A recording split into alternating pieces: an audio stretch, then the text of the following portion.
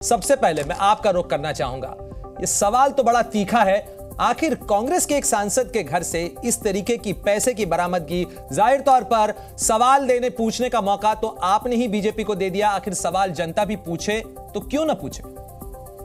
धन्यवाद साहब सवाल के लिए। काइंडली मुझे 1.5 मिनट अनइंटरप्टेड दे दीजिएगा।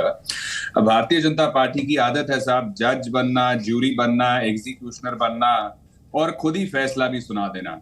वो अलग बात है कि इनको प्रिंसिपल ऑफ नेचुरल जस्टिस क्या होता है उसकी थोड़ी जानकारी कम है। वो कहते हैं one is to be presumed innocent until proven guilty.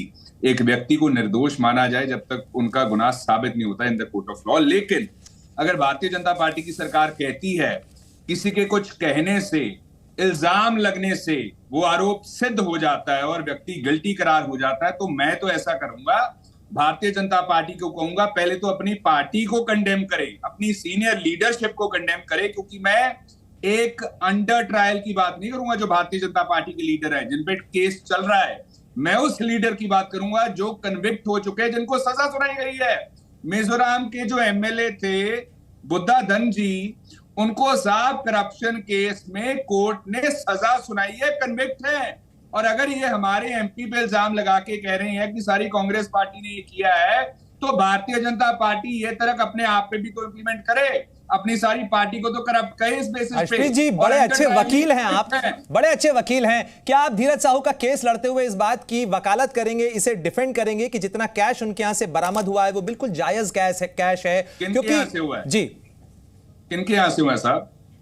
धीरज साहू कांग्रेस के एमपी हैं, ओडिशा से, झारखंड से एमपी हैं और उनके अलग अलग जगहों से, उनके अलग अलग ठिकानों से जो बरामदगी हुई है, ये उसकी बात हो रही है। एक सेकंड उनकी कंपनी में क्या पोजीशन है साहब?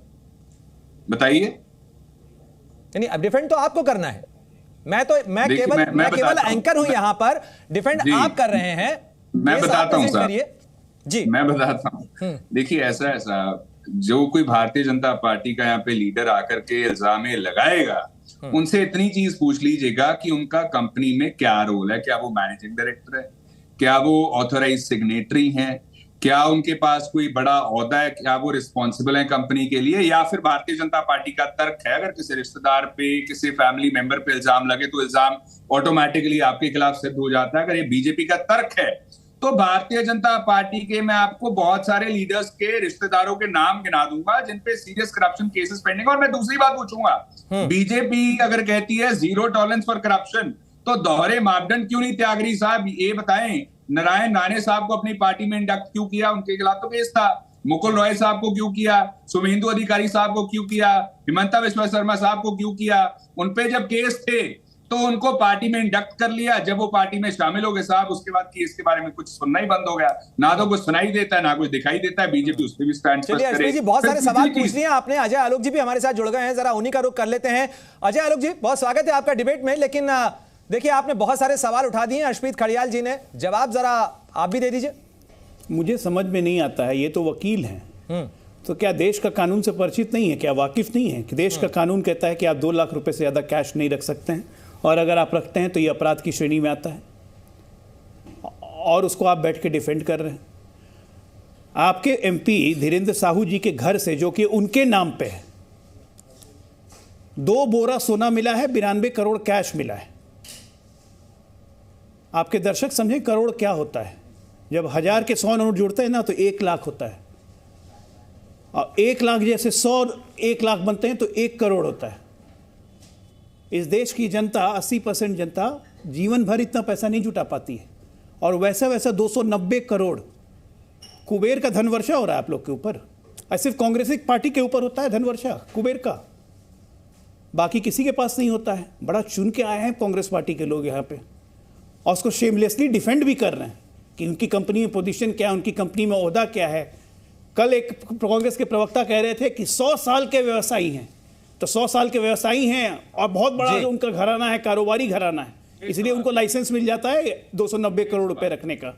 डॉक्टर अजय आलोक, आप तो डॉक्टर भी हैं और सरकार भी आप ही की है, तो जरा दवाई का नुस्खा भी बताइए आखिर, क्योंकि ये कोई एक घटना तो है नहीं, इससे पहले का लंबा सिलसिला रहा है कि इस तरीके की छापेमारी हुई है, इस तरीके का कैश बरामद हुआ है। तमाम कोशिशों के बावजूद ये कैश और काला धन रुकने का नाम तो नहीं ले रहा है। और बुद्धाधन चकमा जी जो बीजेपी के देखिए, MLA जहां थे, जहां मैं अश्विन जहां आऊंगा आपके भारतीय पास। जनता पार्टी, वो आप पार्टी को एट्रीब्यूट जहां जहां जहां कांग्रेस पार्टी, तो आपकी सारी पार्टी अरे ये एक एक मिनट बात मिनट कंप्लीट कर रुकिएगा, लेने दीजिए, मैं आप लौटता हूं यहाँ आपके पे- पास। जी अजय आलोक जी, जल्दी से अपनी बात कंप्लीट करिए प्लीज।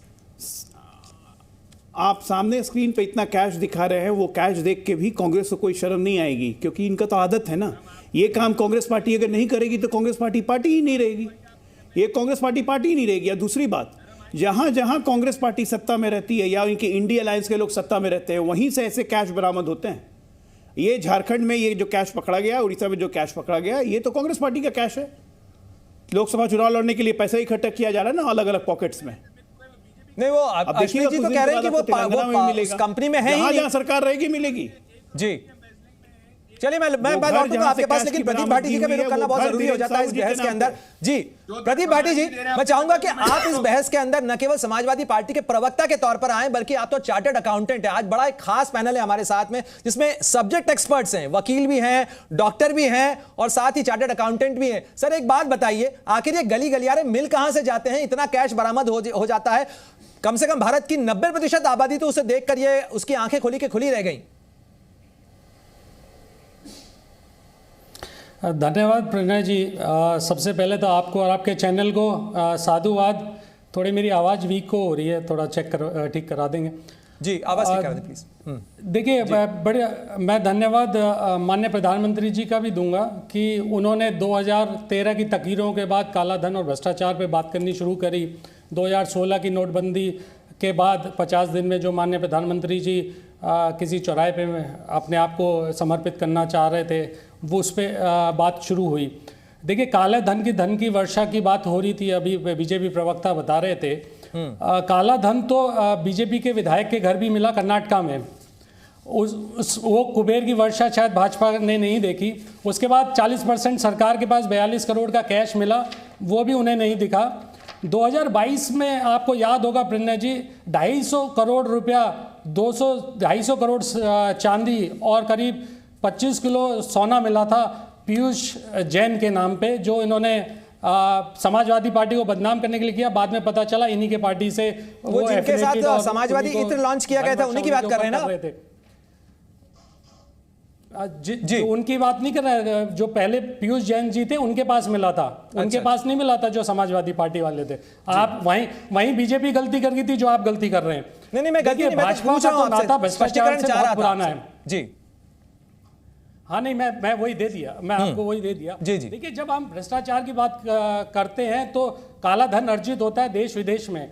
मैं ये पूछना चाहता हूं कि अगर भ्रष्टाचार खत्म हो गया, कम हो गया, तो ये आपका स्विस बैंक के अंदर कैसे 30,000 करोड़ जमा हो जाता है और 14 साल का हाईएस्ट जो है वो स्विस बैंक के अंदर हो जाता है जमा।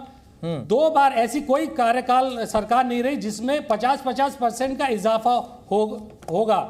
ऐसी सरकारें अगर भ्रष्टाचार पे नियंत्रण करेंगी तो फिर इस देश का भगवान ही मालिक है। दूसरी बात, अगर हम सिर्फ घोटालों की बात करें और मैं सिर्फ उत्तर प्रदेश के घोटाले गिना दूं, व्यापम जैसा सचिवालय भर्ती घोटाला हुआ, ऐसा घोटाला शायद ही उत्तर प्रदेश और देश ने कभी देखा होगा। इन्होंने कोरोना काल में पीपी किट में घोटाले किए। आप देखिए जब लाशें बह रही थी गंगा में, ये घोटाला करके किट लोगों की आस्था, लोगों की जिंदगी के साथ कैसे खिलवाड़ कर रहे थे। प्रदीप जी, अक्सर ना पार्टियां और नेता ये चूक कर जाते हैं, घोटाला बनाम घोटाला, मेरा घोटाला उसके घोटाले से छोटा है, उसका घोटाला मेरे घोटाले से बड़ा है, ये काला उस काले से ज्यादा काला है। हमारा तो कोई है ही नहीं जी, हमारा तो है ही नहीं। मैं तो आपसे एक प्रोफेशनल और एक एक्सपर्ट के तौर पर भी पूछा कि आप चार्टर्ड अकाउंटेंट हैं, आखिर ये गली गलियारे मिल कहां से जाते हैं, इतना ज्यादा कैश?